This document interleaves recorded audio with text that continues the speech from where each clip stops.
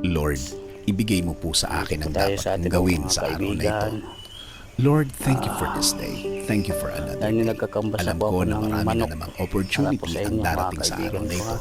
Alam kong Pasensya na darating po. na ang pagkakataon na inaantay ko, Pasensya na po Lord. sa Panginoon, bigyan mo ako ng naputol direksyon ng ngayong mga araw. kawayan. Bigyan mo ako ng guide sa kung ano ang aking gagawin. hanggang yan lang po. Hindi Lalo na po na sa mga problema wala na na po dumating kasunod sa yan, aking buhay mga ngayon, kaibigan ko, na ha. may mga Pasensya pagkakataon na na po kayo. nalilito na din ako, Lord. Pasensya na po. Ibigay mo po sa way ko Tawad ang po mga sagot sa at mga solusyon sa mga dalahin ko ngayon, Panginoon.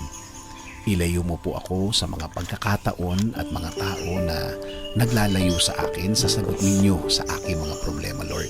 Ilagay niyo po ang mga tamang impluensya sa aking mga araw-araw, kaibigan Lord. natin.